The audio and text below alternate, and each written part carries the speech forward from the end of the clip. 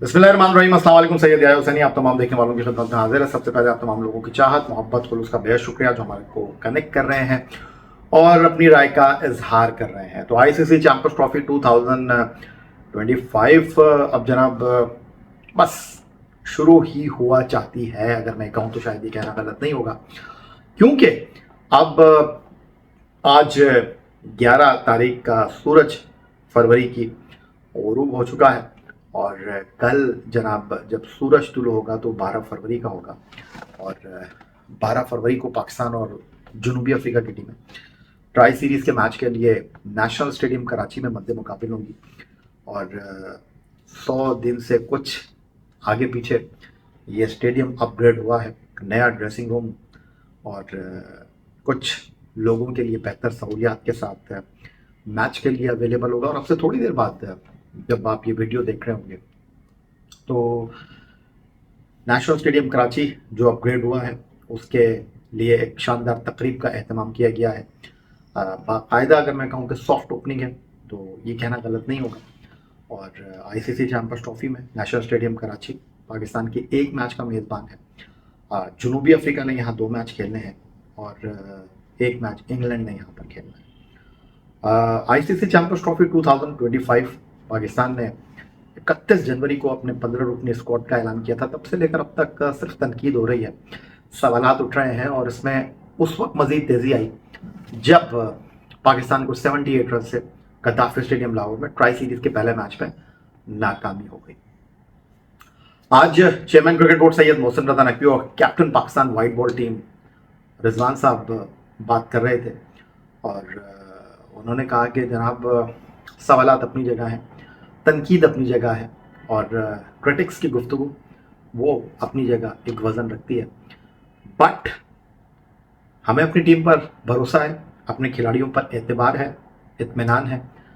इन्हीं अल्फाज का इस्तेमाल अपनी गुफ्तगू में chairman cricket board Syed Mohsin Raza Naqvi ने किया और उन्होंने कहा कि जनाब हार जीत खेल का हिस्सा है।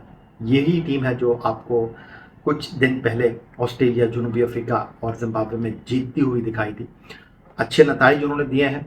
आपको इस चीज़ के लिए तैयार रहना चाहिए। खेल में हार जीत हो जाती है, 2 टीमें मैदान में उतरती हैं, एक जीतती है, एक हारती है। अगर आपकी टीम अच्छा खेल के हारे तो आपको दिल छोटा नहीं करना चाहिए। ये हमारी टीम है और इसको आपको बैक करना है, कोई दो राय नहीं है जनाब, इसमें कोई सवाल नहीं है। बट ट्राई सीरीज में एक झटका लगा है पाकिस्तान को। चंद घंटे पहले हारिस रऊफ अब ट्राई सीरीज में टीम पाकिस्तान का पार्ट नहीं होंगे। पहले कहा यह जा रहा था कि हारिस रऊफ साहब जो हैं वो नेशनल स्टेडियम कराची में बिफोर द फाइनल जो लास्ट लीग मैच है सिंगल लीग की बुनियाद पर होने वाले टूर्नामेंट का, उसमें साउथ अफ्रीका के खिलाफ मैच नहीं खेलेंगे। मैं कल नेशनल स्टेडियम में मौजूद था और मेरी आंखें तलाश कर रही थी पाकिस्तान टीम को प्रैक्टिस के दौरान हारिस रऊफ को। हारिस रऊफ नहीं आए। नवीद अकरम चीमा के साथ काफ़ी दिन के बाद मेरी मुलाकात हुई। बहुत गर्म जोशी से वो मिले, मोहब्बत से मिले, प्यार से मिले और उनके साथ एक ताल्लुक़ है जब वो वापडा के चेयरमैन थे, चीफ सेक्रेटरी भी रहे। उसके अलावा 2015 वर्ल्ड कप में वो टीम पाकिस्तान के मैनेजर थे। तो एक बड़े नफीस शख्स हैं। मैंने उनसे कहा कि सर बड़े कमज़ोर हो गए आप, हंसने लगे। लेकिन जो नहीं नज़र आया मुझे नेशनल स्टेडियम कराची में कल, वो थे हारिस रऊफ। और मेरा माथा वही ठनका था पहले कि यार अगर कुछ साइड स्ट्रेन है, खिंचाव है तो ठीक है, आप टीम के साथ तो आते हैं नेशनल स्टेडियम, खिलाड़ियों को प्रैक्टिस करता हुआ तो देखते हैं, लेकिन नहीं आए। और आज ये स्टोरी आई है कि जी हारिस रऊफ ट्राई सीरीज में नहीं खेलेंगे। आकिब जावेद आए हैं उनकी जगह पर। और वैसे by the way Aqib Javed भी जनाब बांग्लादेश प्रीमियर लीग की परफॉर्मेंस पर आए। बिल्कुल। तो मैं गया हूँ, अभी प्रेसिडेंट ट्रॉफी के जो मैच हो रहे हैं, कुछ लड़कों से मेरी बात हुई है, वो कुछ पीएसएल के हवाले से तहफ़्फ़ुज़ात रखते थे। उन्होंने कहा कि जी पीएसएल में हमें मुंतखब नहीं किया गया। और ये जब से फ़हीम अशरफ उजदिल का सिलेक्शन हुआ है लीग क्रिकेट की बुनियाद पर, हालांकि पहली मरतबा नहीं हुआ ये, अब आकिफ को रिप्लेसमेंट के तौर पर लिया गया है। अब आप मुझसे पूछेंगे कि आकिफ को नहीं तो फिर किसको होना चाहिए था। मेरा ख्याल है कि अब्बास आफरीदी को आपने टीम के साथ रखा है, एक बड़ा यूजफुल बॉलर है। अब आप ये कह लें कि जी वो हमारी कंडीशंस में अच्छा साबित नहीं होगा, तो भाई फिर तो अल्लाह ही हाफ़िज़ है। जनूबी अफ्रीका ने कार्बन बॉश को रखा ना, तो जितने मुँह उतनी बातें, यही कह सकता हूँ। लेकिन मेरी राय ये है कि ज़्यादा बेहतर सूटेबल ऑप्शन जो है वो अब्बास आफरीदी दिए होते हैं। बहरहाल टीम मैनेजमेंट सिलेक्शन कमेटी का डिसीजन है जनाब, हम क्या कह सकते हैं। हो सकता है डेटा दिया हो हसन चीमा साहब ने, क्योंकि हमारे कैप्टन रिजवान साहब कह रहे थे लाहौर में प्रेस कॉन्फ्रेंस में कि जी हमें तो नहीं पता, डेटा हमें बताते हैं हसन चीमा साहब, उन्होंने दे दिया हो सकता है बांग्लादेश प्रीमियर लीग का डेटा।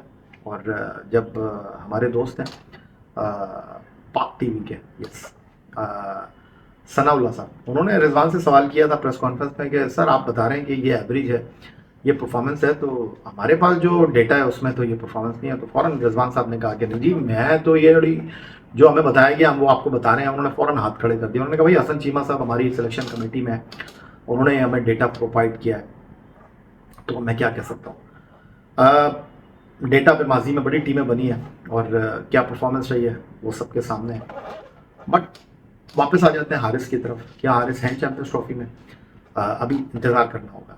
फिलहाल तो इस बुनियाद पर आपने उनको चैंपियंस ट्रॉफी से पहले रेस्ट कराने के लिए उनको जनाब एक मौका दिया है।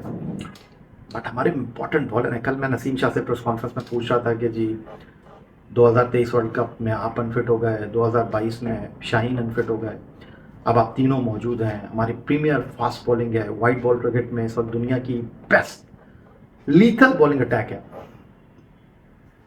डिलीवर करेंगे, जिताएंगे? उन्होंने कहा देखिए जी एक मैच के ऊपर आप हमसे इतना नाराज़ नहीं हो सकते, हम भी इंसान हैं, कोशिश करेंगे अच्छा परफॉर्म करने की। तो बहरहाल जनाब इस तिकोन में से एक बंदा कम हो गया है। उम्मीद करते हैं, अल्लाह ताला से दुआ करते हैं कि हारिस आ जाए, वरना एक बड़ा डेंट होगा हमारी टीम के लिए आना कि पहले बॉलर नहीं होंगे चैंपियंस ट्रॉफी में जो अनफिट हुए हैं। अभी भारत का डिसाइड नहीं हुआ कि बुमराह है या नहीं है, पैट कमिंस नहीं है ऑस्ट्रेलिया के लिए, हेजलवुड नहीं है, स्टॉइनस चले गए हैं, सूरत हाल गंभीर है। लेकिन हम तो अपनी टीम की बात करेंगे। हमें साइम का भी डेंट जो है वो डिस्कवर नहीं हुआ। फ़खर आ गए हैं बट साइम को अब भी हम मिस कर रहे हैं, क्योंकि जिस तरह उन्होंने कारकर्दगी दिखा दी है। मैंने थोड़ा सा देखने की कोशिश की, टटोलने की कोशिश की।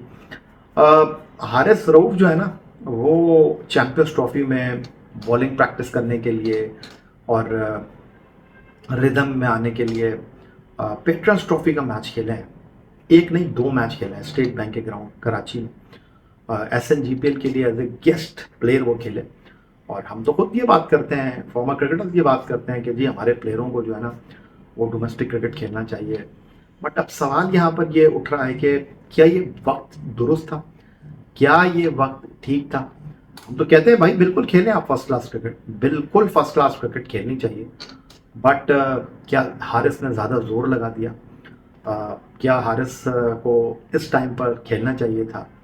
उनको किसने कहा था कि जी आप फर्स्ट क्लास क्रिकेट खेलें? क्योंकि हारिस तो फर्स्ट क्लास क्रिकेट नहीं खेलते, क्योंकि वो रेड बॉल क्रिकेट नहीं खेलते पाकिस्तान से। लास्ट ईयर अगर आपको याद हो, जब एक सवाल उठा था, चीफ सेलेक्टर वहाब रियाज थे, डायरेक्टर क्रिकेट मोहम्मद हफीज़ थे, नाराज़ हो गए थे, फिर उन्होंने NOC जो है वो रोक ली थी। क्या हुआ था वो एक अलग कहानी है, कभी अपनी